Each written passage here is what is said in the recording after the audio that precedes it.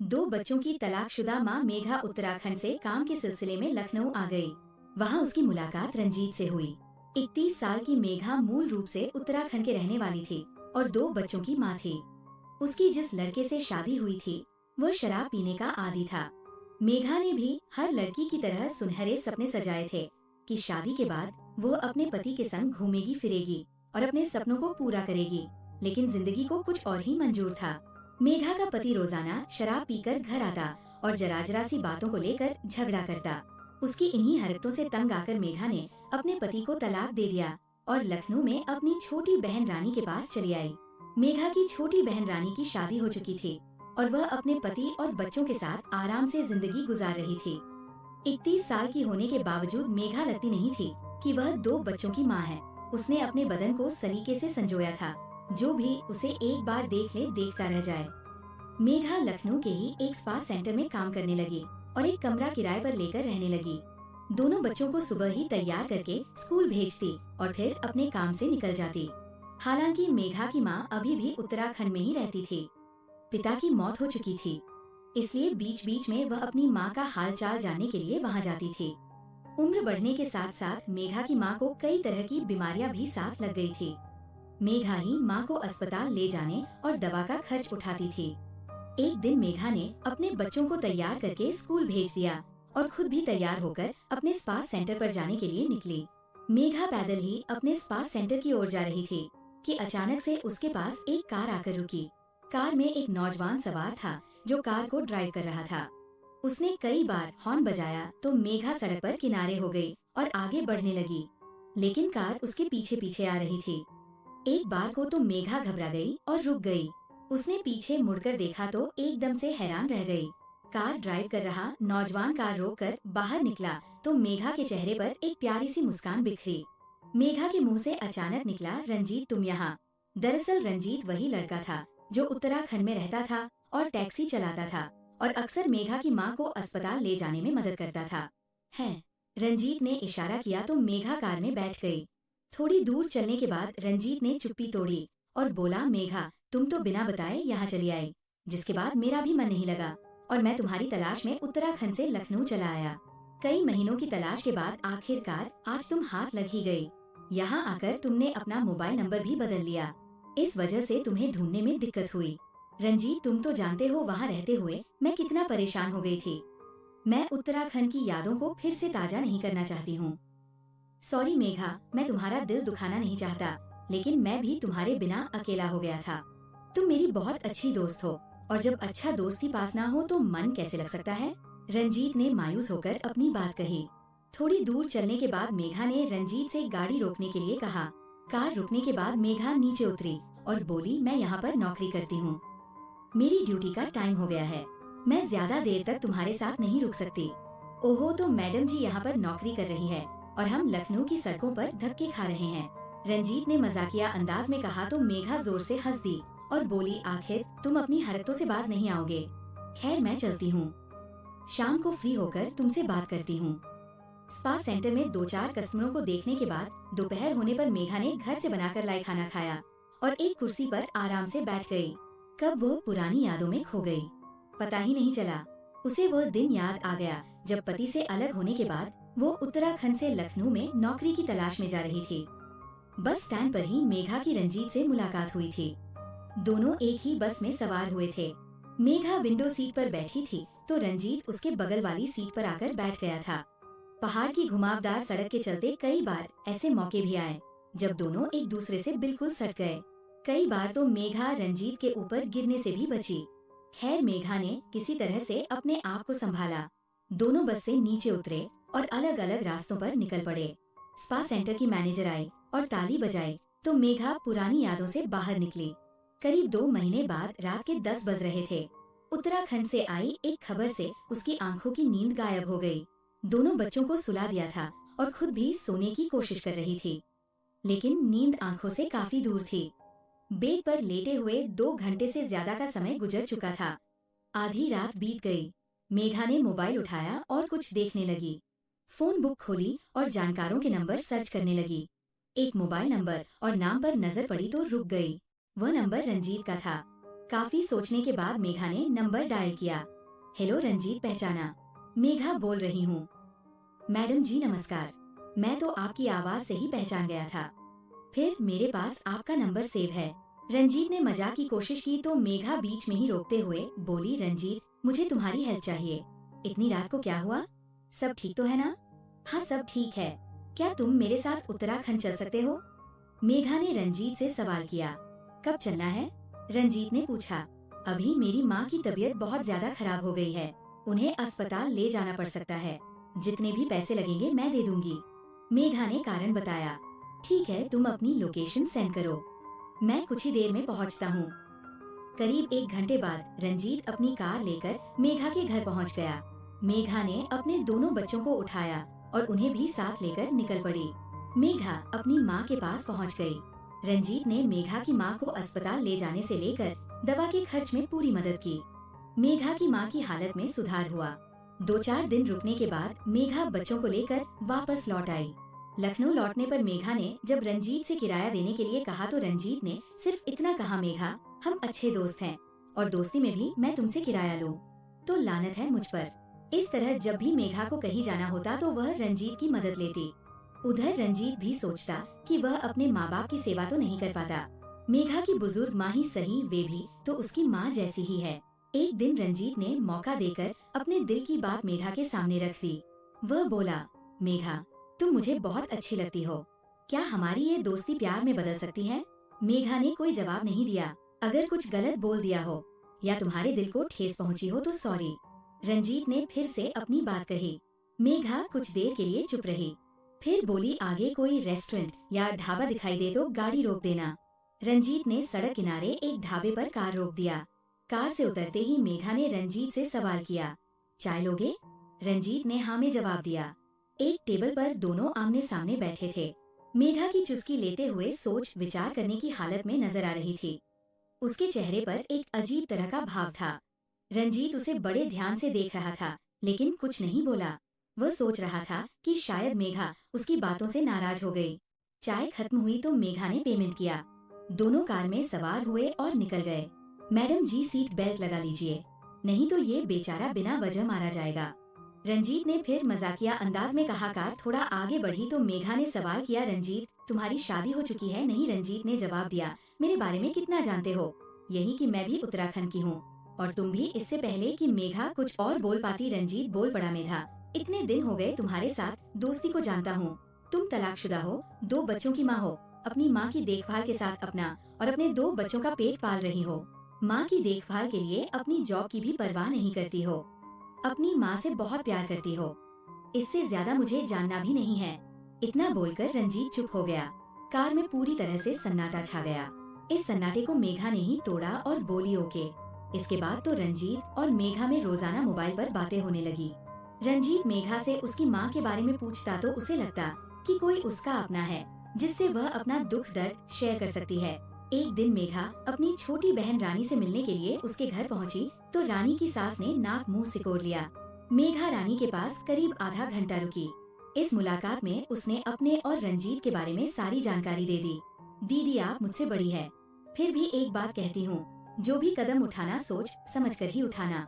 रानी ने मेघा से कहा, अभी तक हम अच्छे दोस्त थे, कल ही रंजीत ने मुझे प्रपोज किया है। माँ को देखने के लिए कब जाना पड़ जाए, ऐसे में रंजीत ही काम आता है। मेघा ने जवाब दिया।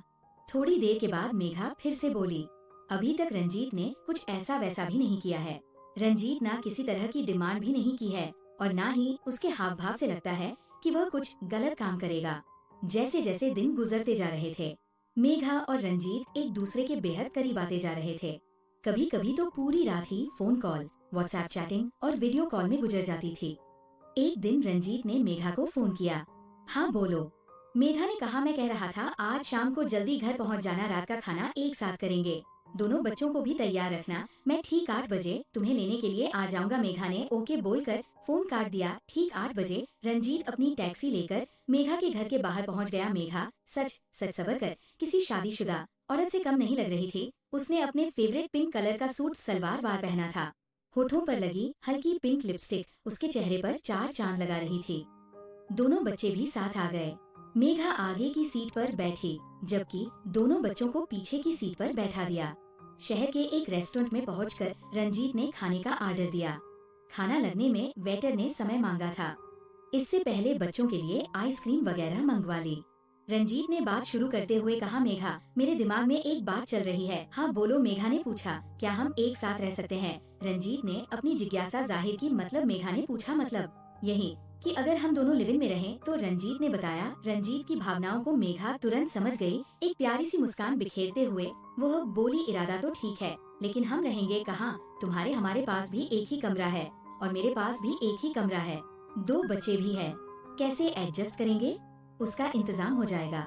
कोई 2 रूम सेट घर देख लेंगे, दोनों मिलकर एडजस्ट कर लेंगे। ठीक है, लेकिन मेरी एक शर्त है। मेघा बोली, तुम मेरे साथ कोई शरारत नहीं करोगे? ओके, मैं समझ गया। मैं वादा करता हूँ, जब तक तुम इजाजत नहीं दोगी तब तक मैं तुम्हें टच भी नहीं करूँगा। है, रंजीत ने मेघा को भरोसा दिलाया। वेटर खाना लेकर आ चुका था। सभी ने भरपेट खाना खाया।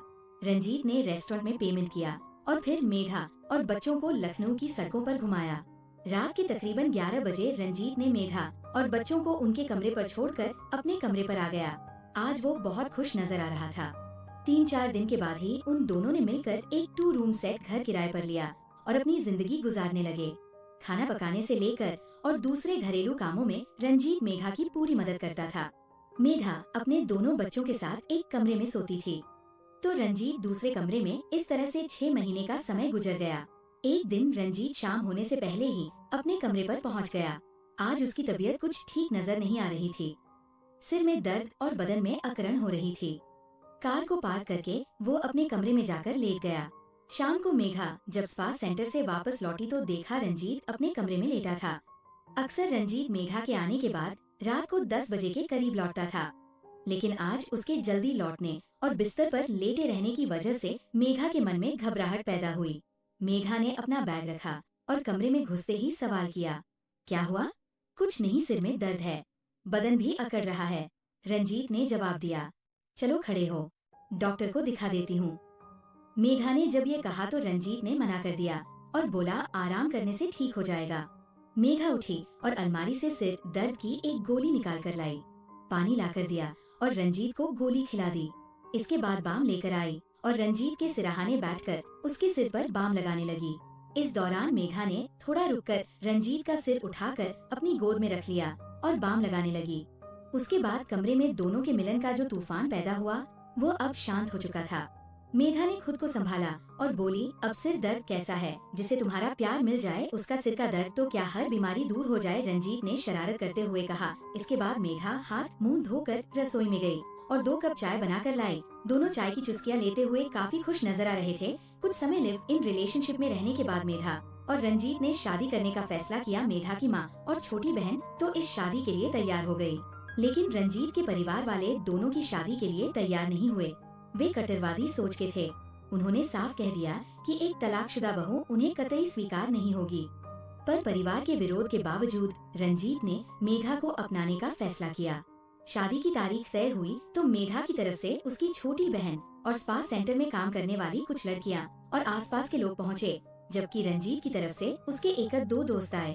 सभी लोग कोर्ट में पहुँचे जहाँ दोनों की शादी कराई। कोर्ट के बाहर एक रेस्टोरेंट में छोटी सी पार्टी रखी गई। शादी के बाद रंजीत और मेघा अपने कमरे पर पहुँचे। दोनों ने रात को खाना खाया, जिसके बाद मेघा ने रंजीत से सख्त लहजे में कहा, मैं दूसरे कमरे में जा रही हूँ, मुझे परेशान मत करना। मेघा ने दूसरे कमरे में जाकर खुद को बंद कर लिया। रंजीत कुछ समझ नहीं पाया कि आखिर मेघा में अचानक से ये कैसा बदलाव आ गया। उसके मन में तरह तरह के विचार कौंधने लगे। तकरीबन 1 घंटे के बाद मेघा ने कमरा खोला और रंजीत को अंदर बुलाया। रंजीत हैरान रह गया। कमरे का रंग रूप बदला हुआ था। बेड पर जहाँ गुलाब की पंखुड़ियाँ पड़ी थी, वहीं मोगरा के फूलों की कलियां भी पड़ी थी। गुलाब और मोगरा की खुशबू से कमरा पूरी तरह से महक रहा था। मेघा बोली, क्यों हैरान हो रहे हो पतिदेव? ये तुम्हारे लिए सरप्राइज है। इसके बाद मेघा ने अपने दोनों हाथ रंजीत के गले में डाल दिए। बच्चे रंजीत को अब अंकल की जगह पापा बुलाने लगे। मेघा भी अब अपने स्पा सेंटर में शादीशुदा की तरह जाती थी। शाम को जब रंजीत वापस लौटता तो बच्चों के लिए कुछ ना कुछ लेकर आता, लेकिन एक दिन रंजीत के गांव से फोन आया। बेटा, तेरी शादी की बात पक्की हो गई है। लड़की बहुत अच्छे घर परिवार की है। अगले महीने की 10 तारीख रखती है। रंजीत सन रह गया। वह मेघा को छोड़ने की कल्पना तक नहीं कर सकता था। उसने मना करने की कोशिश की, लेकिन माँ ने साफ कह दिया, तू उस तलाकशुदा औरत के साथ रहना चाहता है तो हमारा तुझसे कोई रिश्ता नहीं रहेगा। हम तेरी परवाह अब और नहीं करेंगे। है रंजीत कई दिनों तक मेघा से ये बात छिपाता रहा, लेकिन बात आखिर मेघा तक पहुंच ही गई। मेघा ने जब ये सुना तो जैसे उसके पैरों तले जमीन खिसक गई। उसने बिना कुछ सोचे रंजीत के गांव जाकर उसके घर वालों से बात करने का फैसला किया। गांव पहुंचते ही मेघा ने रंजीत के घर के सामने सबके सामने सवाल दाग दिए। क्यों? सिर्फ इसलिए कि मैं तलाकशुदा हूँ? इसलिए कि मेरे 2 बच्चे हैं? क्या प्यार का हक सिर्फ उन लड़कियों को है जो कुंवारी कहलाती है? गांव वाले जमा हो गए। रंजीत के पिता ने गुस्से में कहा, हम अपने खानदान की इज्जत मिट्टी में नहीं मिलने देंगे। या तो वो औरत छोड़ या इस घर से निकल जा। रंजीत ने मेघा का हाथ थामा और बिना कुछ बोले घर से बाहर निकल गया। दोनों के चेहरे पर आंसू थे। एक तरफ माँ का प्यार, दूसरी तरफ मेघा का साथ। एक दिन मेघा बच्चों को स्कूल छोड़कर लौटी तो देखा कि रंजीत कमरे में बैठा है। उसकी आंखों से आंसू टपक रहे थे। मेघा, मुझे गाँव जाना होगा। माँ की तबीयत बहुत खराब है। शायद वापस लौट पाऊं या नहीं, कुछ नहीं पता। लेकिन एक बात जान लो, तुम मेरी जिंदगी की सबसे सच्ची मोहब्बत हो। मेघा ने कुछ कहने की कोशिश की, लेकिन गला भर आया। उसने बस रंजीत का हाथ पकड़ा और बोली, अगर कभी लौटो तो बताना मत, बस दरवाजे पर खड़े होना। मेरे बच्चे पहचान लेंगे कि उनके पापा आ गए हैं। रंजीत चला गया। कई महीने बीत गए। मेघा अब भी स्पा सेंटर में काम करती है। बच्चों को स्कूल भेजती है और शाम को बालकनी में बैठकर आसमान को देखती है, जहाँ कभी रंजीत के साथ बिताए पल तैरते हैं। मेघा की आंखों से आंसू बहे, लेकिन इस बार वो टूटी नहीं थी, मजबूत थी। उसने खुद को संभाल लिया था। रंजीत की याद उसके दिल में अब भी थी, लेकिन अब वह उसकी कमजोरी नहीं, ताकत बन चुकी थी। मेघा जानती थी, हर मोहब्बत को मंजिल नहीं मिलती, लेकिन कुछ रिश्ते अधूरे होकर भी दिल में मुकम्मल हो जाते हैं। दूसरी ओर रंजीत अपने गांव में माँ की बीमारी, परिवार और समाज के दबाव में उलझा हुआ था। उसकी माँ बिस्तर पर थी और आसपास के लोग ताने दे रहे थे। अपने खानदान की इज्जत मिटा दी। इसने तलाकशुदा औरत को लाने चला है। शर्म नहीं आती? रंजीत हर बात चुपचाप सुनता रहा, लेकिन उसके मन में मेघा और बच्चों का चेहरा उभरता रहता। एक दिन रात को माँ के सिराने बैठा तो माँ ने कमजोर आवाज में रंजीत से कहा, बेटा, अगर तू खुश रहना चाहता है ना तो अपने दिल की सुन। मैंने जिंदगी भर जात पात समाज की बातें मानकर जिंदगी जी, लेकिन अब जब आंखें बंद होने को है तो समझ आया कि इंसान का दिल जाति से बड़ा होता है। रंजीत की आंखों में आंसू आ गए। उसने माँ का हाथ पकड़कर कहा, माँ, मैं मेघा और उसके बच्चों से बहुत प्यार करता हूँ। वही मेरा घर है, वही मेरी दुनिया। माँ ने धीमे से कहा, तो फिर देर किस बात की, अपने घर को अपना बना ले। कुछ दिन बाद रंजीत ने पूरे परिवार को बैठाकर अपनी बात रखी। मैं सिर्फ मेघा के साथ ही रहूंगा, चाहे वो तलाकशुदा हो, चाहे उसके बच्चे हो, वह मेरी जिंदगी है। अगर आप लोग साथ होंगे तो ये मेरी सबसे बड़ी ताकत होगी, नहीं तो मैं अकेला ही सही। रंजीत के इस फैसले और उसके चेहरे पर झलकते सच्चे प्यार ने उसके पिता और भाइयों को भी सोचने पर मजबूर कर दिया। माँ तो पहले ही पिघल चुकी थी। पिता भी गहरी सांस ली और बोले, शायद अब समय आ गया है कि हम भी अपनी सोच बदले। अगर तू खुश है तो हमें क्या हक है कि तेरी खुशी के बीच में खड़े होने का? पूरा परिवार एकमत हो गया। सभी ने मेघा को अपनाने के लिए लखनऊ जाने का फैसला किया। शाम का समय था।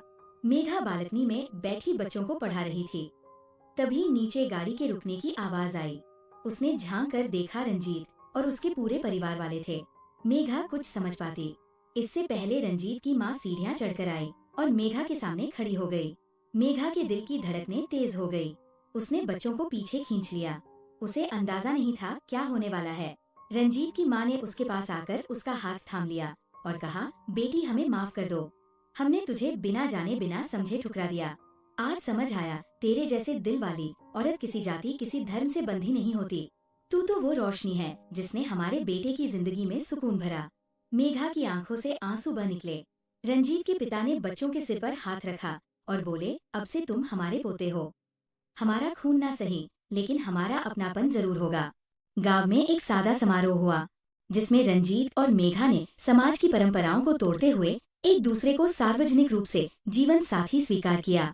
जो गांव वाले कभी ताने मारे थे, अब तालियां बजा रहे थे। मेघा की आंखों में खुशी के आंसू थे। उसने बच्चों को गले लगाया और आसमान की ओर देखा, मानो कह रही हो, शुक्र है इस बार जिंदगी ने मेरा साथ दिया। दोस्तों, आपको ये कहानी अच्छी लगी हो तो प्लीज वीडियो को लाइक कीजिएगा और चैनल को सब्सक्राइब